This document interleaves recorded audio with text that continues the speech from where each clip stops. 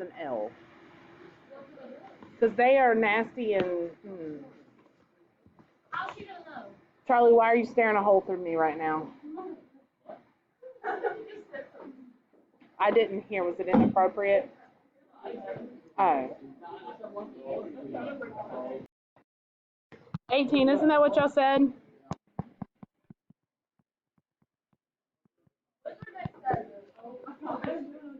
I don't know. It's on the site page.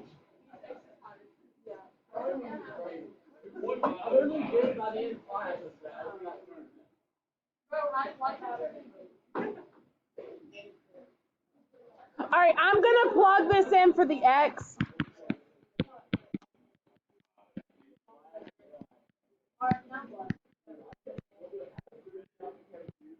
All right. So now I'm going to let order of operations take over. I'm going to do exponents first, parentheses and exponents, right? And since I'm multiplying inside these parentheses, I can just distribute this. So I'm going to do 2 times negative 2 to the 4th power is what? 2, 4, 8, 16. 16x to the 8th minus 3 times negative 2 squared is 4, x to the 4th.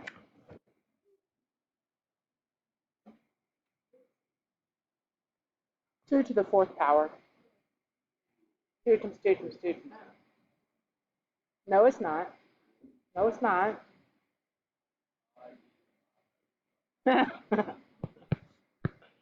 32x to the 8th minus 12x to the 4th.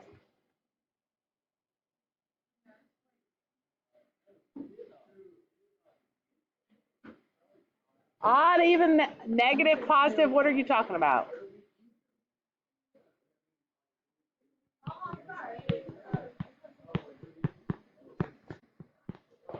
Two negatives make a positive, times another negative makes a negative, times another negative makes a positive. Positive. Odd exponent keeps the sign of the number. What else? Yeah.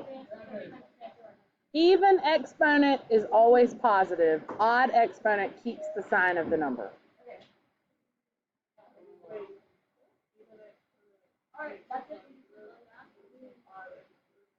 Keeps the sign of the number.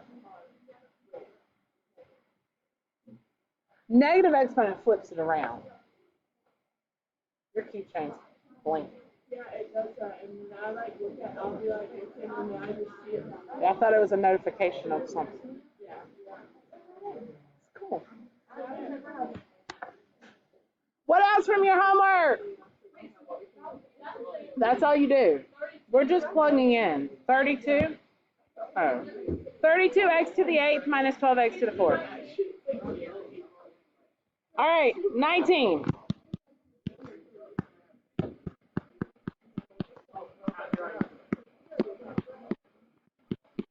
All right, look, for these, you've really got to remember your order of operations. 3x minus 2 squared plus 3 times 3x minus 2. Charlie Ray. Yay, Dave. I got to do exponents first. Can I distribute that exponent of 2 through that parentheses? No, why? It's subtracting in there. I can't do that. So this is going to be write it twice. I can distribute that. And this is a FOIL problem, but don't do the negative until you've multiplied out, or just distribute it through 1. 9x squared. 19.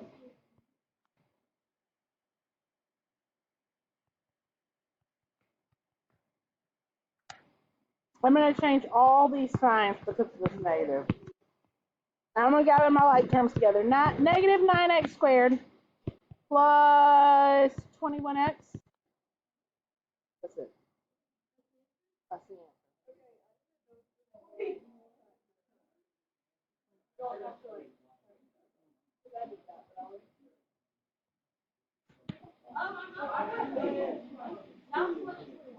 It was negative, but because of that, Charlie, Bruh. Because of that negative in front. Huh? No. Hey, day. All right, 21. T of x equals x to the third minus 2x, and I need to find t of x plus 4. So where there's an x, I'm plugging in x plus 4. So I have x plus 4 to the third power minus 2 times x plus 4. Can I distribute that 3 through there? No! I'm going to have to write this 3 times and do some major foiling here. X plus 4, x plus 4, x plus 4, minus 2x minus 8. Right, Charlie? Can I bounce this like this? No. 2 at a time only. That's right. This would be x squared plus 8x plus 16 times x plus 4. All right, now we do it again. X to the third plus 4x squared plus 8x squared plus 32x plus 16x plus, oh, no. Yeah, plus 64 minus 2x minus 8. Now all the like terms together, x to the third. 4 and 8 is 12. 32 and 16 would be 48, minus 2 would be 46. Oh, minus 1. Oh, I wrote it wrong. Thank you.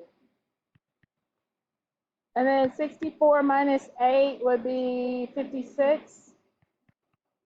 I can never remember 8 times 7. I don't know why. Since I was a little kid. Yeah.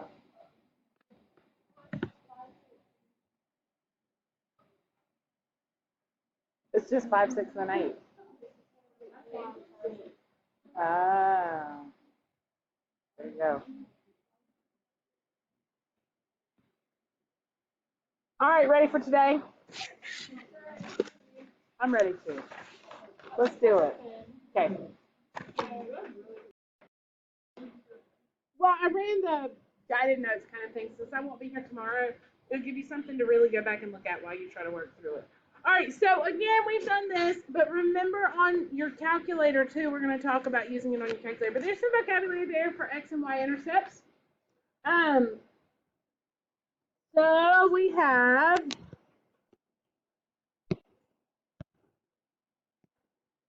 and this is all on your sheet. Intercepts are points where a graph intersects the x or y axis, right? Y'all know that?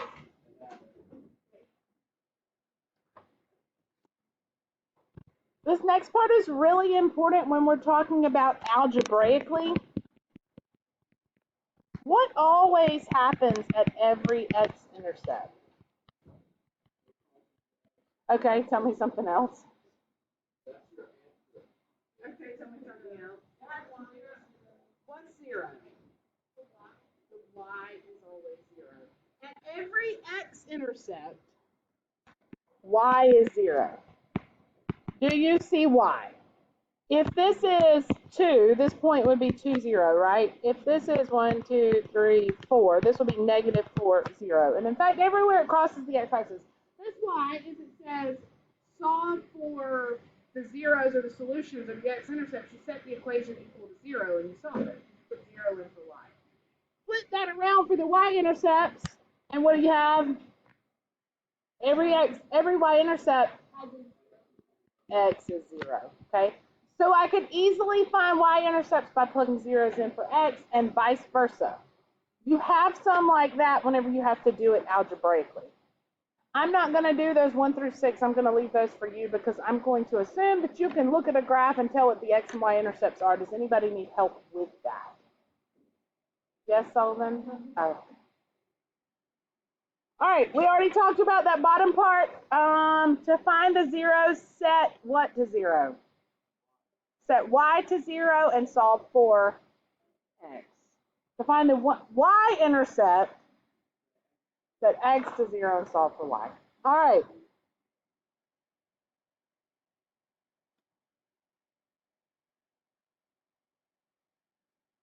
Look at the back, because here's where we get into a little bit harder. Look at number 9. I'm going to just do one with you. Yeah, but I'm not going to be here tomorrow, so the nights, tomorrows, and Sundays. I'll be here, I just won't be here. Yeah, Thursday. Whoever Miss Corner got, because it's definitely not Mr. Law. I haven't seen him here this year yet. How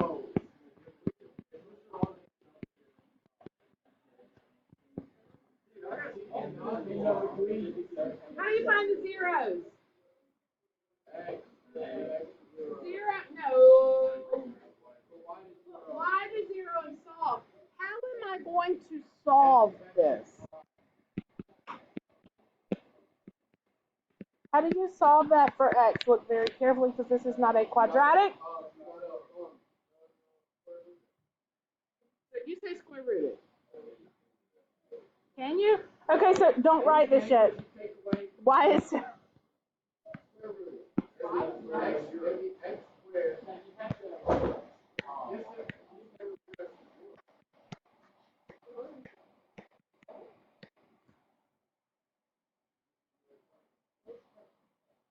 the square root of a plus b does not equal the square root of a plus the square root of b. Now the square root of a times b does equal the square root of a times b. I can split them apart if I'm multiplying, but not if I'm adding. So your theory is no. Okay, then do this, Wyatt. Do you agree?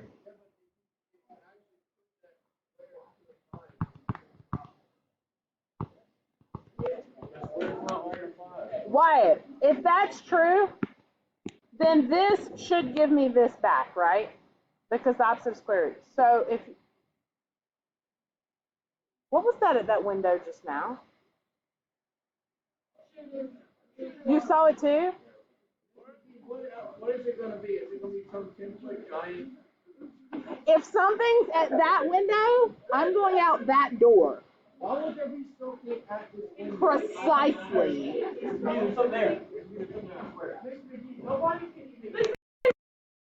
Okay. The point that I am getting at, Wyatt, is that that does not work.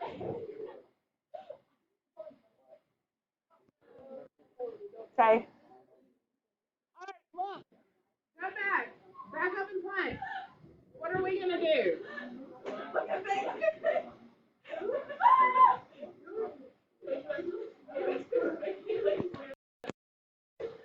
All right. Sonny, did you explain to him why you can't do that? Is that what you're doing or don't? Okay. Right, so you can't just take the square root. All right, so back up. How am I going to solve this? Y'all know this because I taught you this in algebra 2. Come on, people, come on.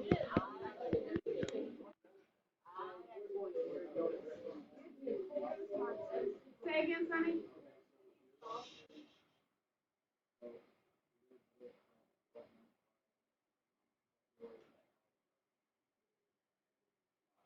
You are factoring like normal. Why can I factor this like normal? It's not a quadratic.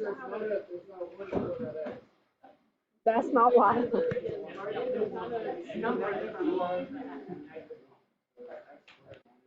Here is why.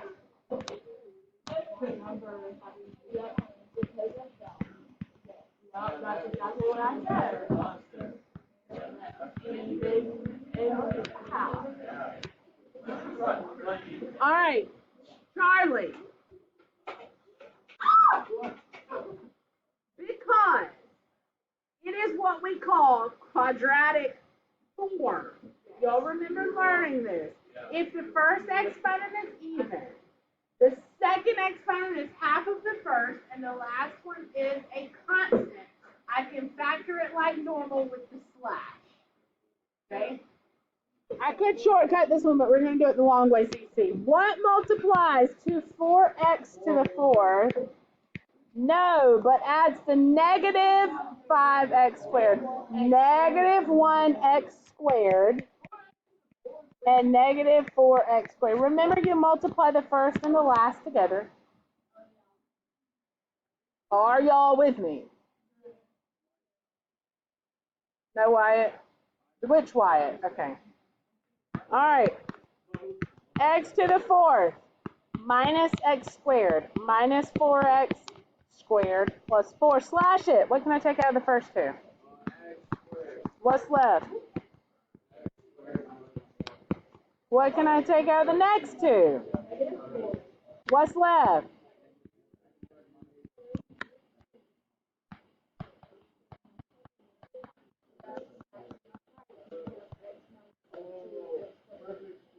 There you go, Delaney. Good job. Both of those will factor down one more time.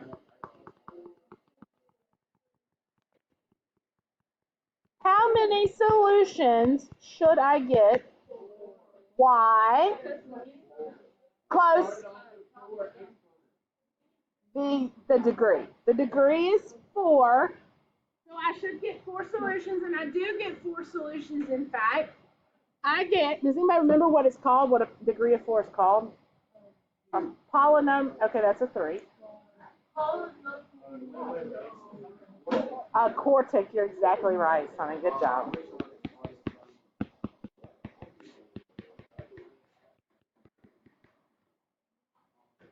Yes, Charlie.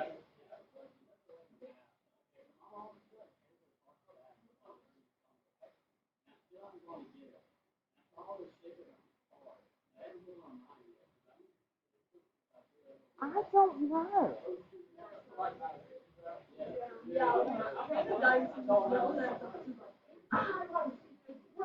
Yes.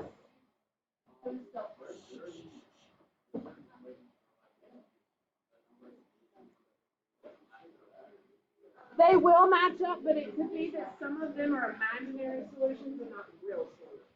So it could be that you get like x squared plus 2, which would give you 2 imaginary solutions instead. Or it could be repeated solutions, like x plus 2 squared equals 0, so you have negative 2 occurring. All right. Look at numbers 7 through 12. Oh, let's find, these are x-intercepts. What? For the x-intercepts, yes. There's all the x-intercepts. How am I going to find the y-intercept? Plug what in?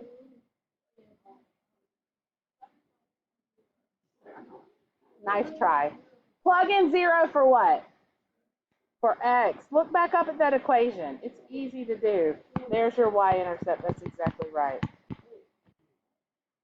If you put a 0 here, you get 0 to the 4th minus 5 times 0 squared plus 4. Well, you got 0 minus 0. It just leaves you 4. All right, x. Most of the time, y-intercepts are. Yes. Can you have more than one y-intercept? Oh, I hear both. Somebody said it. What'd you say, Sonny? In a function, no y.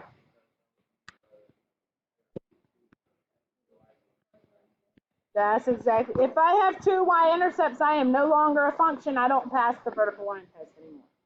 Since I'm only dealing with functions, you will never have more than one y-intercept. Does everything have a y-intercept? I hear both. Does every function?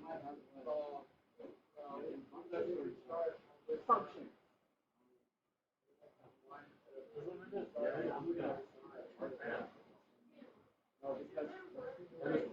Okay, so you say this one never has a y-intercept?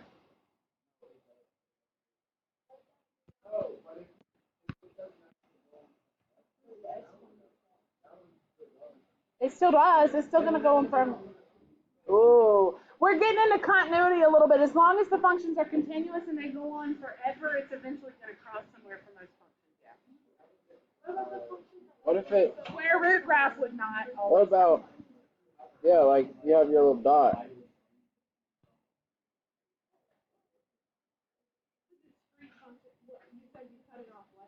We'll erase that because it's not very clean.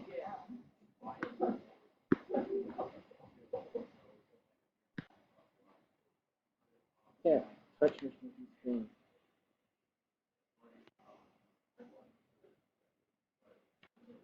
So yeah, turn that way. Still looks the same. Things like you think about the square root graph, it starts at one point and it goes on forever. That doesn't always happen. That one didn't. Alright, that's what I'm trying to do. Yeah, it's still But I fun. can't draw it. Not very artistic and talented. Like, Why don't you just put it over here and do it? Right. That's a square root graph, yeah. yeah, so that one wouldn't. Yeah, would not. That's what I just said. Well, I wasn't paying attention to you. I was I trying to know, draw it yes, because I I can't know. draw. Thank you. That is correct, the reciprocal graph. That's right. All right, let's see what else we got. Let's keep flipping. Critical points. Where the graph changes its blank or blank. You tell me.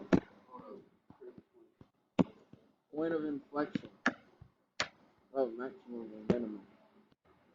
I don't know. I'm drawing this wrong, but it doesn't matter. All right. Critical points. We talked about this a lot. Remember whenever we did all the analysis for the graphs, we did domain, range, and then all the critical points? Sure. All right. These are called what? Maximum to minimum. No, what's circled in red? X-intercepts. Give me another name. Somebody said it. Zeros. These are zeros. What is this? Maximums. Which one's relative? The second one. Why? What is this one called? The absolute. It's absolutely the highest point. You're distracting everybody. Why? You thought you ate that, didn't you? Everybody's looking at it, aren't they? All right. What is this one called? Relative or absolute? Ooh, which one? Why is it relative? Those ends are going down forever. Somewhere there is a point lower than that point.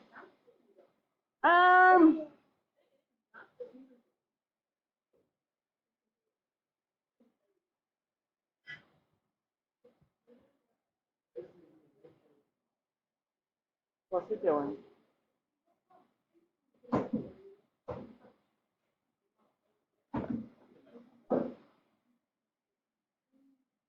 Like,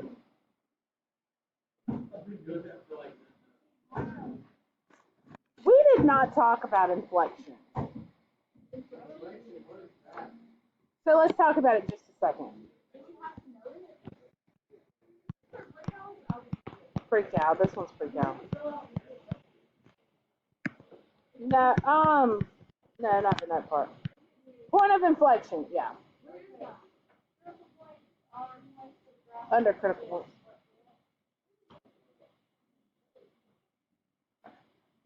Direction or sign. Critical points are points where the graph changes direction. Remember how we talked about increasing and decreasing? It stops increasing and starts decreasing or vice versa. Or it changes its sign. So it goes from positive to negative would be your zeros. There's also another that I consider critical point. The point of inflection we're fixing to talk about. That's the another one. Extrema. Oh, I guess that should have went there. Don't worry about the top part. I don't like where they do this stuff. All right, but the point of inflection, I want to talk about this for just a second. This is brand new because we did not cover this in our material. We probably should have. If you have Ms. Hutto, you might have had it. Did you? She loved pre-cal, so she very well could have. Let me show you this graph real quick before I talk about the inflection point. So when we talk about points of inflection, we have to talk about concavity. So think back to science for just a minute.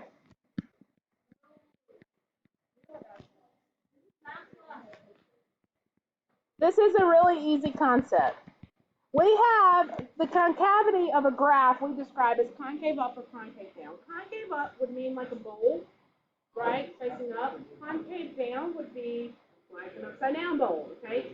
So if I'm looking on here, this area here, this part of the graph would be concave down, whereas this part of the graph would be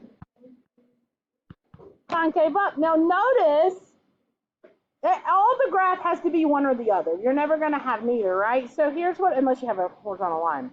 Here's what you have to think about. Somewhere the concavity changes, right? Somewhere it stops being concave down and starts being concave up.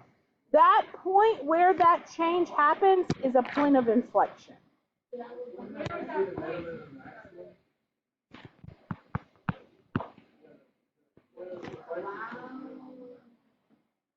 Concavity doesn't change at the minimum. Look, this is a maximum, but your concavity is concave down here and it's concave down here. So your maxes and mins are where the increasing and decreasing is changing. Because look, I'm increasing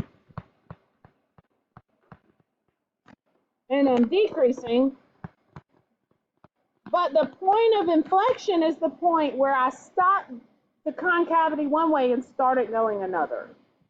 Does that make sense? Yeah. It is still a maximum, sure. We didn't do inflection.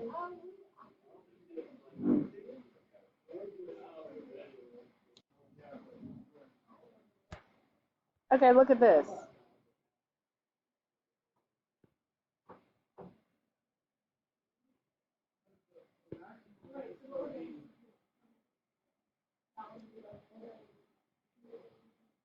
How many?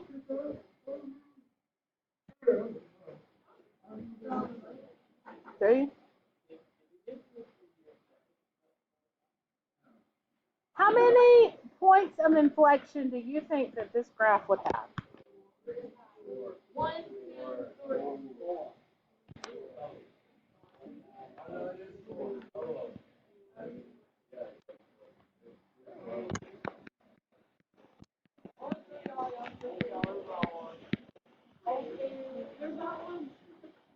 As long as this one keeps going up forever, it's never going to change. Look, all right, so concave down, Sullivan, concave up, concave down, concave up. It would have to change back to concave down to have another point of inflection, and it never does. Right. Yes.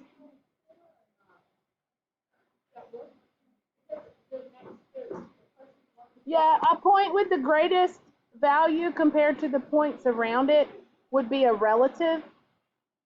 The point with the greatest value overall would be absolute. And then a point with the least value compared to around it is relative. And then the point with the least value overall is absolute. So it goes relative, absolute, relative, absolute.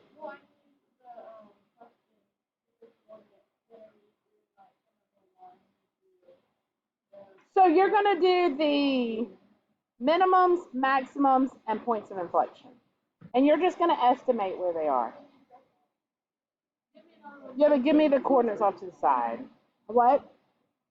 What?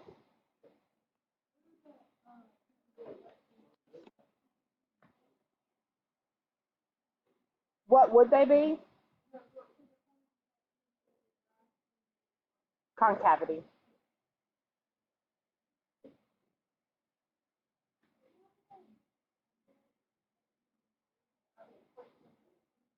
You're just going to kind of look at them and estimate. Like, look at number 1. Well, no, that's that one. That doesn't have. Look at number 2. It gives you a graph on there, yes? This isn't going to be enough for y'all today, is it? All right, so this one looks kind of like this. Yeah. We're just going to estimate them right now. We're going to talk about it on our calculator a little later, but right now. Okay.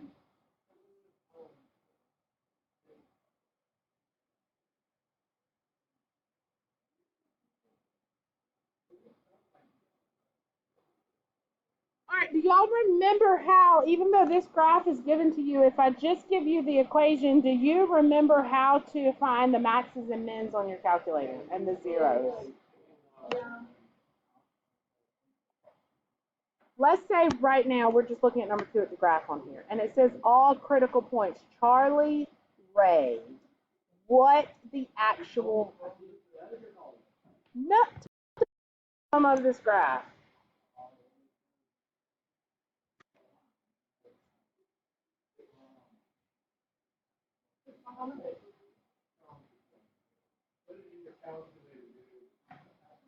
You don't even have to do that. Look down at the paper in front of you and look at number 2.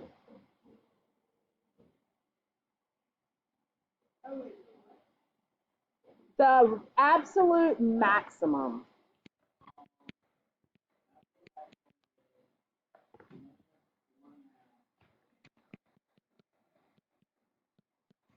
Give me the absolute minimum.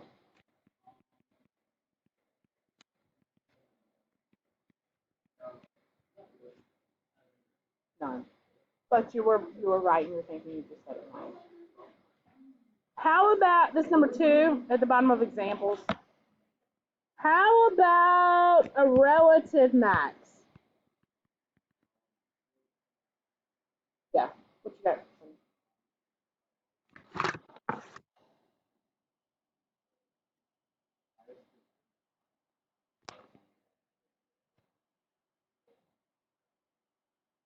Yes.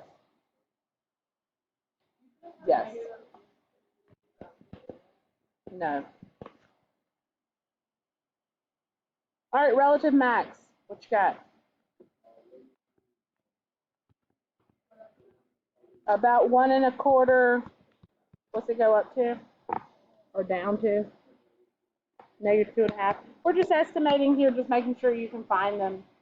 There'll be some where you'll have to use your calculator to find them. But how about relative mins?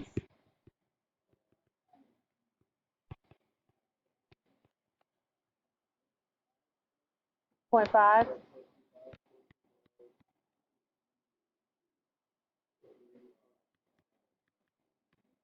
So just estimate. How about, what are we missing? How about zeros?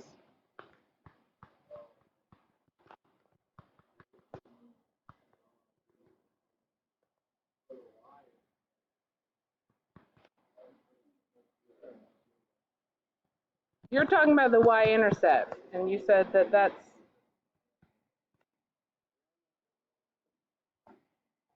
yeah. What else? What are we missing? Points of inflection. Yeah, you do. You can estimate.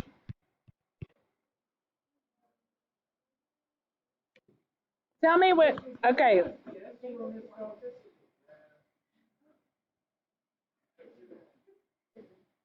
We're estimating, not guessing, Wyatt. I'm going to say this is a point of inflection, so let's estimate that. Remember, concave down to concave up. So trace along the graph to see what's happening. Give me about the coordinates. I would say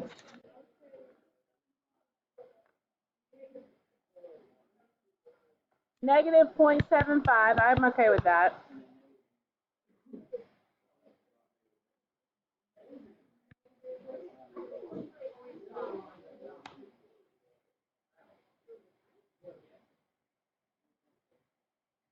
I think -1's a pretty good estimate. How many other points of inflection do I have? There's only one? I hear there's 3, there's 1, there's one more. Where is it, Charlie? Right about there. Look, concave down, concave up, concave down, and then it never changes. So give me the coordinates of what, Charlie, you're gonna rock this one out.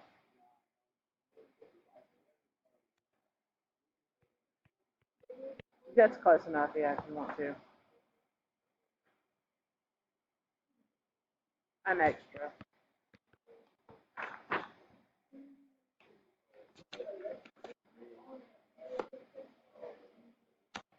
What are y'all ready for this?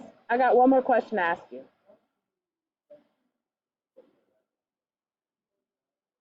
What are the increasing intervals?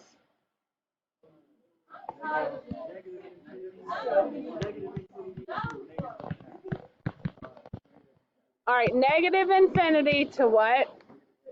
I'm going to right here, right? So what's the x of that?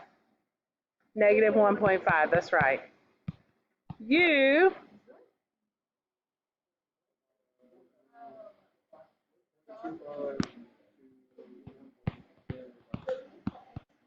You always use the x's, yep. Look, increasing. Increasing, yeah, I'm almost, let me do decreasing and I'll stop, yeah. Yes. Yeah, not every problem, no. Charlie, what's the decreasing intervals? X's only, always x's.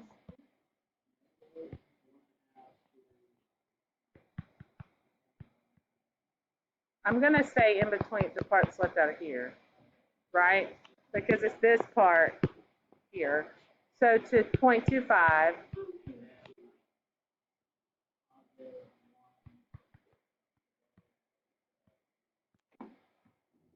x's, so I'm going to go to positive infinity.